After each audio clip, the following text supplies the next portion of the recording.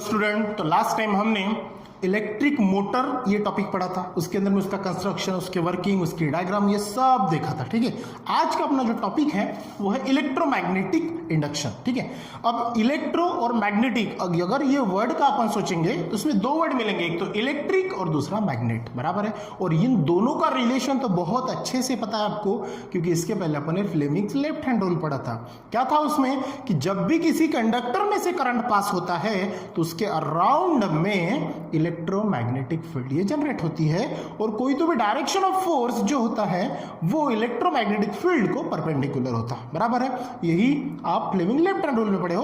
और यही फिनोमिना लेके एक जो साइंटिस्ट थे जिनका नाम था माइकल फैराडे, उन्होंने वो टॉपिक को लेके एक सवाल क्रिएट किया, भैया दोनों स्टेशनरी है, ठीक है, अगर मान के चलो उनमें से कोई एक मूविंग रहा तो क्या कुछ फर्क पड़ेगा। ठीक है, चलो देखते हैं उसके अंदर में क्या है। देखो यहाँ पे मैंने क्या लिखा है, जो कि आपके टेक्स्ट बुक में भी है, एन इलेक्ट्रिक कंडक्टर। ठीक है, जो भी आपका क्या रहेगा, इलेक्ट्रिक कंडक्टर, जिसमें से क्या फ्लो होगा, electric current in a magnetic field, और उसके अराउंडिंग में क्या है, मैग्नेटिक फील्ड, या फिर वो मैग्नेटिक फील्ड के अंदर में बैठा होगा, such that direction of the current flowing through the conductor is perpendicular the magnetic field. ये अभी तक क्या अपन ने फ्लेमिंग लेफ्ट हैंड रूल में पढ़ चुके हैं, बराबर है। डायरेक्शन ऑफ कंडक्टर जो कि करंट है वो मैग्नेटिक फील्ड को क्या रहेगा, परपेंडिकुलर रहेगा। ठीक है, then the force is exerted on the conductor. तो ये अपन ने पढ़ा है कि उसका फोर्स क्या होता है, वो कंडक्टर के ऊपर एक्सर्ट होता है, बराबर। ये आपका फ्लेमिंग्स लेफ्ट हैंड रूल ने आपको बताया, बराबर। अब आगे चल के देखो, जो साइंटिस्ट मैंने बोला माइकल फैराडे, उन्होंने क्या किया, if an electric conductor is moving, अगर वो कंडक्टर अगर घूमने वाला है, मूविंग वाला है, तो इन अ मैग्नेटिक फील्ड, तो मैग्नेटिक फील्ड के अंदर में कंडक्टर क्या हो रहा है, मूव हो रहा है। मान के चलो ये मैग्नेटिक फील्ड है और इसके अंदर में ये जो कंडक्टर है ये घूम रहा है, मतलब स्टेशनरी नहीं है, घूम रहा है, मूविंग है।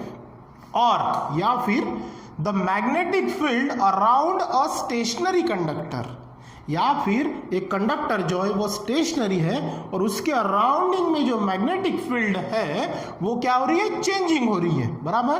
तो व्हाट विल हैपन, तो उसके बाद उसका जो इफेक्ट है वो क्या होगा, बराबर। सवाल समझ में आया। एक तो कंडक्टर स्टेशनरी रहेगा तो मैग्नेटिक फील्ड चेंजिंग रहेगी, या फिर मैग्नेटिक फील्ड चेंजिंग रहेगी तो कंडक्टर मूविंग रहेगा, बराबर, दोनों में से। अब कंडक्टर का इफेक्ट मैग्नेटिक फील्ड के ऊपर होता है या मैग्नेटिक फील्ड का इफेक्ट कंडक्टर के ऊपर होता है, तो ये आपको ये एक्टिविटीज के अंदर में से आपको देखना है। Got it. अब चलो देख, तो यहाँ पे एक मैंने डायग्राम निकाली, थोड़ी सी तिरछी में निकाली, थोड़ी जल्दी जल्दी में निकाली, तो देख लेना थोड़ा सा, ठीक है ना। मोबाइल को थोड़ा सा तिरछा करके देखना, ठीक है। तो यहाँ पे देखो 1 2 3 इस प्रकार के अरेंजमेंट है, दो पोल दिख रहे हैं, बीच दो पोल है, दो पोल के बीच में देखो एक मैंने वायर, कॉपर वायर अटैच किया है, ठीक है। और वो कॉपर वायर को एक गैल्वानोमीटर, मतलब यहाँ पे जो मीटर अटैच किया वो अटैच किया है, ठीक है। उसके बाद में बीच में ये वायर के नीचे क्या किया मैंने, एक बार मैग्नेट स्टेशनरी खड़ा कर दिया वायर के नीचे, बराबर है, जो कि आपकी किताब में दिया है। आप इजीली पढ़ लोगे, फिर भी अच्छे से समझ में आ जाए, क्योंकि ये टॉपिक आपने इसके पहले पढ़ चुका है। Got it. अब चलो देखो इसके अंदर में होता क्या है। जैसे ये वायर में से करंट तो फ्लो हो नहीं रहा, क्योंकि वहां पे अपने बैटरी टच नहीं किए, ठीक है, तो ये डिफ्लेक्शन कुछ दिखाएगा नहीं, बराबर, ठीक है। तो यहां पे जैसे मैग्नेट अपन ये कॉपर वायर के पास में ले जाएंगे तो क्या होगा, ये वायर की मूवमेंट जो अभी पॉइंट ए के पास में है वो यहां से सरक के कहां तक चले जाएंगी, पॉइंट बी के पास चली जाएगी, ठीक है ना।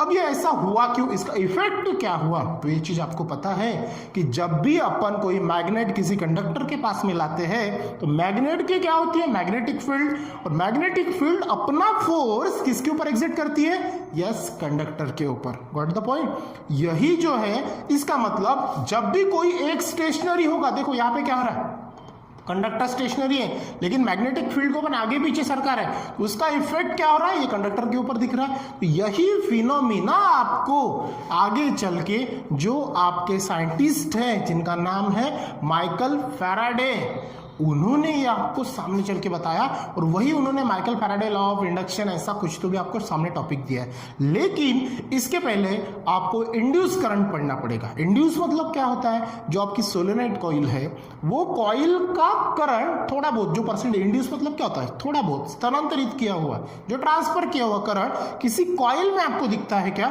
वो देखना है। तो ये जो फिनोमिना है माइकल फैराडे, जिसको लॉ ऑफ इंडक्शन बोलते हैं, माइकल फैराडे या फिर फैराडेज लॉ बोलते हैं, ठीक है ना, तो वो फैराडेज लॉ में आपको क्लियर हो जाएगा। इसके बाद जो अपन 3 एक्टिविटीज पढ़ने वाले जो कि कॉइल से रिलेटेड है, ठीक है ना, उसमें आपको अच्छे से क्लियर हो जाएगा। ठीक है, ठीक है। तो देखते हैं उसमें माइकल फैराडेज के अंदर में जो कॉइल क्या है। ठीक है, तो यहाँ पे अपन ने ये एक्टिविटी में क्या देखा कि ये जो मतलब यहाँ पे देख लो, ये जो दिख रहा है, ये यहाँ पे 2 पोल है, फिर वायर को अटैच किया, इसके नीचे मैंने नॉर्थ पोल या साउथ पोल वाले जो भी मैग्नेट्स है वो यहाँ पे प्लेस किया। ठीक है, वायर के नीचे, जैसे ही मैंने वायर के नीचे मैग्नेट को प्लेस किया तो ये जो वायर का मूवमेंट है point A to point B की तरफ गया, बराबर है। या फिर आप north pole to south pole रखो, south pole to north pole रखो, ठीक है, तो वायर का डिफ्लेक्शन आपको दिखाई देगा और वो डिफ्लेक्शन आपको ये गैल्वानोमीटर, मान के चलो मैंने यहाँ पे ये कैपिटल जी लिख दिया, कैपिटल जी का मतलब होता है गैल्वानोमीटर, ये चीज ध्यान में रखना। गैल्वानोमीटर मतलब कैपिटल जी, एमीटर मतलब कैपिटल ए और वोल्ट मीटर मतलब कैपिटल वी, ये तीनों इंस्ट्रूमेंट है। लेकिन एक चीज यहाँ पे ध्यान में रखना कि आपके सिलेबस में गैल्वानोमीटर का टॉपिक इस साल ड्रॉप किया है, ठीक है ना, जैसे मैंने आपको लिख के दिया था।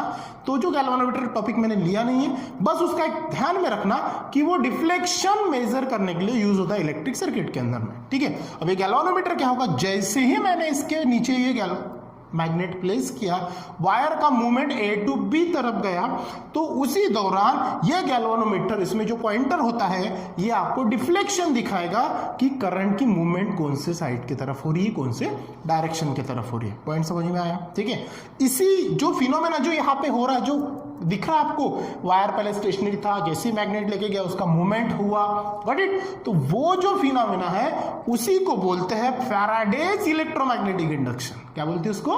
Faraday's electromagnetic induction, got it. अब वही जो है आपको आगे चल के फैराडेज लॉज में या फिर इलेक्ट्रोमैग्नेटिक इंडक्शन में आपको पढ़ना है। उसमें क्या है, देख लो, एक थोड़ी सी डायग्राम मैंने यहाँ पे बनाई है। एक सोलेनोइड कॉइल ली है, ठीक है, सोलेनोइड कॉइल के दोनों एंड मैंने बैटरी, दोनों एंड मैंने जोड़ दिए, दिख रहा है आपको डायग्राम में, ये देखो एक एंड और ये पहला पॉजिटिव दूसरा निगेटिव। साइड में मैंने क्या किया, उसके कॉइल अटैच किए, कॉइल मतलब एक वायर, ठीक है ना, एक वायर जो है, और वो कॉइल, जिसको मैंने कॉइल मतलब इसको ये स्क्वायर फॉर्म में या फिर रेक्टेंगुलर फॉर्म में अटैच करके रखे, और वो कॉइल के दोनों एंड गैल्वानोमीटर को मैंने अटैच करके रखे और वो प्लेस करके रखिए जस्ट सोलेनोइड कॉइल के साइड में या फिर इन फ्रंट ऑफ साइड में, जैसे कि डायग्राम में आपको दिख रहा है। अब यहाँ पे क्या होगा, देखो, आपको पढ़ना है इलेक्ट्रोमैग्नेटिक इंडक्शन, जो कि इंड्यूस करंट, जो कि फैराडेज लॉ है, ठीक है ना। अब वो आगे चल के आपको उसके अंदर में कुछ चेंजेस होता है, क्योंकि भाई साहब ने क्वेश्चन क्रिएट किया था ना, वो आपको पढ़ना कि उसके ऊपर कुछ इफेक्ट होता है क्या, बराबर ना। वो इफेक्ट तो आपको दिखेगा नहीं, क्योंकि उसके अंदर में जो इंड्यूस करंट क्रिएट होने वाला है, मतलब जो करंट अपने पास में है वो पास वाले कॉइल में ट्रांसफर होने वाला है with the help of electromagnetic field, या फिर मैग्नेटिक फील्ड जो मैग्नेट्स क्रिएट करेगा वो north to pole to south pole travel होती है, ये चीज आपको पता है, ठीक है। उसी प्रकार ये फिनोमेना, ये पहले डायग्राम है, ऐसी 3 डायग्राम आपको पढ़नी है। अब ये पहले डायग्राम का फर्क समझ लीजिए आप। तो मैंने एक सोलेनोइड कॉइल लिया, उसके 2 एंड पॉजिटिव नेगेटिव बैटरी के टर्मिनल को अटैच किए, पास में एक कॉइल प्लेस किया, उसके 2 टर्मिनल गैल्वानोमीटर को अटैच किए।